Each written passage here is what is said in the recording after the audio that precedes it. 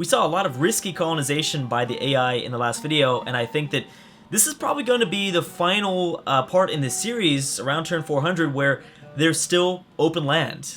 So let's start this video off by looking at easily a civ within the top 3, for sure, Movember of the Kongo. So he probably hasn't colonized all that much, which is interesting because he hasn't shown any, a lot of interest at least in, geez, look at all the farms he has. I just realized, like, all of these things are farms. No wonder he has so much population.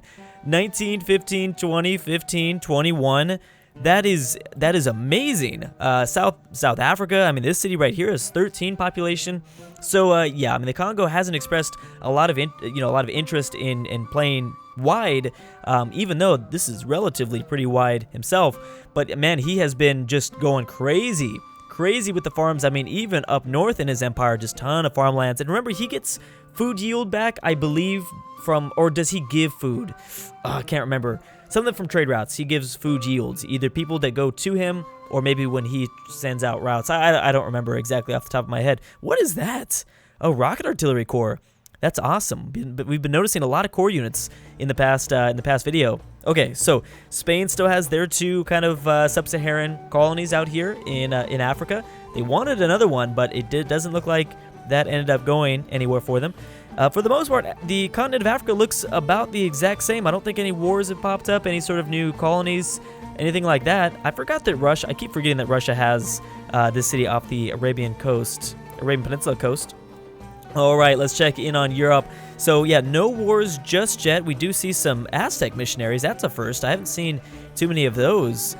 England doing pretty well too, even though they're much more tightly composed. Okay, whoa. Don't be doing that again. Sometimes the game just likes to throw me back into, into the auto camera. Okay, so let's check on Eastern Europe here. So I'm surprised that Greece is still doing so well. I haven't really made a comment about Gorgo in a long time, but hey, she ended up surviving. Even though she lost a pretty massive city in her empire, she's been broken ever since then. Hey, I gotta give her credit though. I gotta give her a ton of credit. So Norway looks about the same for the most part. Poland, Russia. There's a barbarian builder. How did that happen? I mean, probably from a few of the rebel barbarians that have popped up, and then they stole a builder, and then the AI just hasn't been, effective in taking that back. It looks like nothing came from the Indian-Chinese war, which was kind of interesting, and I kind of figured that. I mean, because it looked like, because India declared the war, India ran out of steam, China started sending their own units out at them, but that's completely, I think the only successful offensive war that can be declared could be from Gandhi. There's no way China can take, because this is just too much. This is too much for the AI to handle. Gandhi would be able to focus strictly on this one city, but, obviously he was not able to do that. Also, what the hell is this? What is this? That looks amazing. Oh, Broadway is under construction. That looks beautiful. You can tell I've never built those wonders. If you know me as a Civ player, I do not build a lot of late game I don't build a lot of wonders in general, but so kind of scrolling around this beautiful map right now makes me realize, like, oh my gosh, some of these wonders are amazing to look at. I look at a few tiles. Wow, Korea, what's going on, buddy? That was a long time ago, Korea, that you were at war with China, and well, maybe there was a second war with China, because I thought that they had actually fixed this, but maybe not. China remains on the Japanese peninsula, and I think it's going to stay like that. I don't think these two are ever going to get, I don't think it's ever going to get that bad. Boom, India finished Broadway, didn't they? Yes, they did. That looks amazing. That looks really, really cool. And the interesting thing about that is they didn't build it in their capital. Oh, Big Ben. Wow, look at that. Yeah, this is looking great late game, man, guys. This game looks great late game. Just looking around at all the tiles and zooming in for the first time, because now all these tiles are actually worked. The AI does take some time to get the ball rolling. They're kind of snowball effect. Okay, so did America settle in some place that we know about? India going really hardcore after this part of Antarctica. There's also a similar landmass across the halfway through the map. Of course, the Chinese pilgrimage, the Great Chinese Pilgrimage, has got to make a stop by every single continent. Oh, they're leaving now.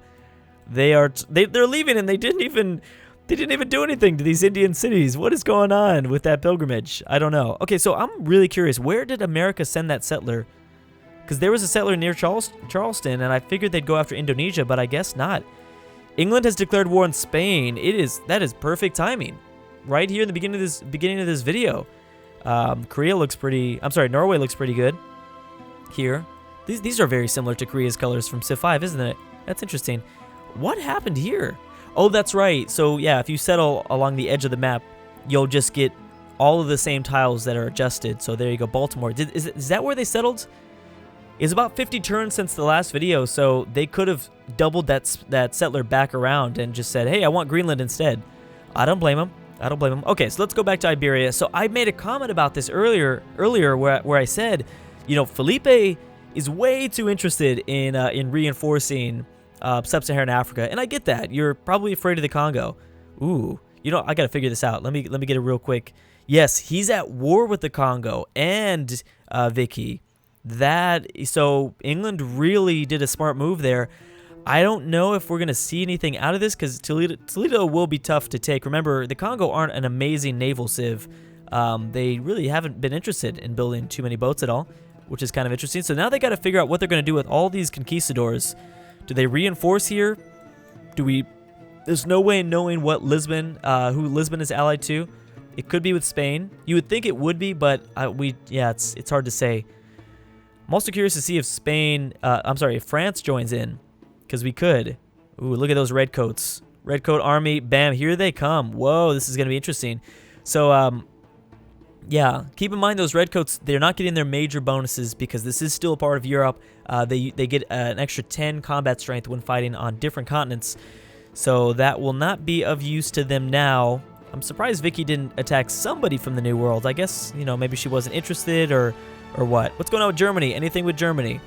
No, everything looks about the same with Germany. They're not doing as bad as maybe we're thinking. They've got at least an AT crew or whatever. I thought those were bazookas. Basically bazookas? Something. I don't know. Anything going on in Eastern Europe? Scythia seems to have kind of cooled. I don't know if they've been upgrading a lot more to cav units instead of their horsemen. So I guess they got to give them a little bit of credit where credit is due. At least they're trying, Drew, right? Kind of. Brazil's so nice with everybody. Do you notice how many open borders agreements Brazil has with people? Because we're seeing all these dashed lines. I'm like, wow, Brazil has been really friendly with people, which is kind of interesting. Ooh, 2 Brazilian settlers have landed on Australia. What does that mean? What is this? What are you making? Is that a space? It is a spaceport. Wow, okay. Yeah, the Aztecs look pretty good in the space race. Again, it's kind of a debate that I'm trying to figure out still in my head if I want to enable all victory types in the next one. Like I said, Civ 5, and I figured that they would kind of, relay that same philosophy to Civ 6 where they made the AIs more aggressive when you had domination only. I don't think that's the case, to be honest. I don't think that's the case at all. Even if it is the case, we didn't notice much of a difference either way in AI behavior. So in the next one, I might enable all victories instead of just domination only, because I don't think I pulled out much more aggression, which is why I would have. Yeah. So anyways, the point is, I might kind of have a fair game in the next one with all the victory types enabled. It looks like it'd be between the Aztecs and the Congo. But then again, I've done that in a previous battle in Civ 5, and I remember being a big controversial thing at the end because people were there was a clear Civ that should have won, that was super big and super technology advanced or whatever, but someone ended up pulling out a kind of sneaking a science victory in there just out of nowhere, a very small Civ that hadn't really done much in the entire game, because the AI is dumb sometimes. So yeah, I don't know. That's the only problem with doing all victory types, because a Civ will maybe not earn a victory, I guess, but it's hard to say that because they would be technically earning it. Anyways, let's focus back on Madrid. So Madrid is officially under siege. However, oh, look at these barbarian conquistadors just popped up. That is interesting. We also have an artillery army, which would do a lot of damage if you start hitting Madrid. Madrid's at 89 defense. That's all right. I mean, that seems to be on par with like some of the biggest cities. Liverpool's at 96 though. What are the Congo at? That's the next big question. Congo, oh my gosh, look at this capital at 126. Look at that stadium. The stadium looks beautiful. Yeah, the game really looks good, like in the late game, because all the tiles are improved. Like I said, got a bunch of districts. Is that the Sydney Opera House? Oh man, I have not seen these wonders before, and they look great. That looks so amazing. That looks awesome, and this resort looks incredible. Okay, so I did this, since we're not at the end of the series, and I do like to always ask you guys questions, where would you like to live in this world? It doesn't have to be, I'd love to know a city. I'd love to know a specific city, and then the empire, that city is in. But, because I think the obvious one would be the Congo, or maybe the Congo is actually probably the most obvious. But then again, if you lived in one of these Congo cities, you'd probably be a farmer, because there are just tons of farmlands all over the place. That is all we're really seeing. A city-state, hey, I would like to live in maybe Afghanistan here. It's pretty safe, man. It is pretty safe, even though you're still kind of carrying around sticks all day while other people have bullets. It's still pretty safe. If I had, there's only 4 population. I don't know if they can fit me. I'm pretty sure another one wouldn't be able to fit. This is an interesting little commercial hub. I like that, or entertainment complex. I mean, that is really cool. Maybe for me, maybe somewhere in the Australian continent, because you're pretty safe for the most part. I mean, the homeland back in Central America might get invaded, but you're doing pretty well if you're under Aztec rule. I'd say. Oh, China's settled right in between in this desert. That's interesting. Now, wait a second. Did anyone settle here inside of Central Asia? That's so weird that they're settling everywhere else except for this place that a lot of civs have had access to for a majority of the game. Is that an antiquity site? Yeah, it is. Oh, that's interesting. No one has came here for thousands of years. The only person that's come here is like Afghanistan. That's about the only person that we've seen over this way. So that's kind of interesting. Still surprised that we're at the speed that we are in. Again, it is due to Prince difficulty. I think if we were playing on deity, there'd be a lot more units out. There'd be a lot more city exchanges. There'd probably a much bigger empires as a whole. But the fact that we're still moving at this rate is really surprising. I'm really, really happy about that. England, where are you going to settle, dude? Why do you even got this guy? There's no place left, I don't think. As I said in the intro, I really don't think there's going to be anything else. The Congo are going to pillage some units, but I don't think the Congo are going to end up taking Toledo at all here. And how is England doing? They have been pillaging. They've got now a field gun army. Oh man, these units are really, really powerful, but they're not using them. They're not using them, so we'll have to wait and see. Okay, well there's Spain's move. I don't exactly know the order of the processing of turns. Usually by the end of a series I can figure it out, but it's a little bit more difficult since we don't have UI enabled. Those redcoats looking real cool though. Looking really, really awesome. Yeah, where is Spain with their reinforcements? I don't know. I kind of want to sit here and wait for England to move because I want to see what they're doing. Okay, so what they're going to do, like they do all the time, is they're going to surround the city first before they start taking some shots. They still have a few field guns, but that's pretty much the last of the reinforcements. There's a battlefield armada. That is impressive. I do enjoy these army units that they're doing. That does make the AI, that does help the AI quite a bit.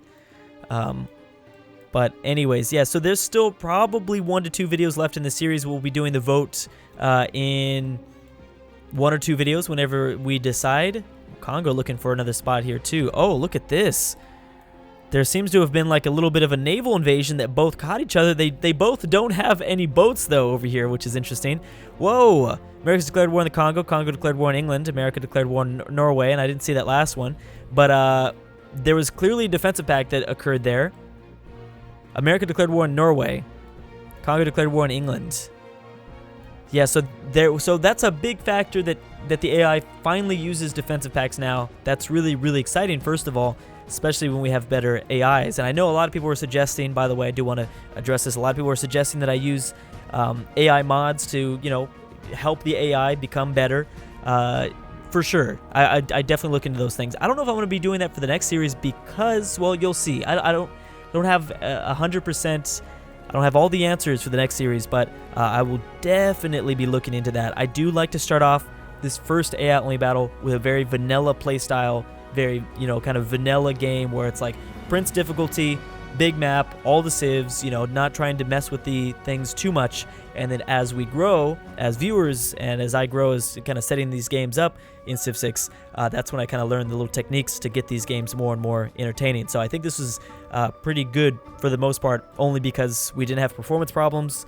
And here's the thing that, a lot of people aren't suggesting, and we'll go over kind of my final thoughts on this series in 1 to 2 videos, but Remember Prince difficulty in like Civ 5? There would be nowhere near this much colonization that would happen, which I'm so happy with. So yeah, I would say obviously the combat has been disappointing for the most part, but the fact that there's still been constant colonization on this massive map, on Prince difficulty where usually there'd be just hordes of land masses still open, it's amazing. I'm super happy. So I think that the amenity system definitely helps the AI to continue to colonize instead of the happiness system from Civ 5. Because man, I would get so frustrated on Prince difficulty when the AI just wouldn't, settle huge chunks of land. I mean, there's still the Caribbean still not settled, but the major continents besides this kind of little small part in Asia have been settled, and that's a really nice change. So I'd love to see what Deity would do, because we would see colonization and hopefully the wars to go with that colonization. But anyways, I'm gonna have to stop right there. We'll be coming back around 450 and the final video 500, and this should be interesting.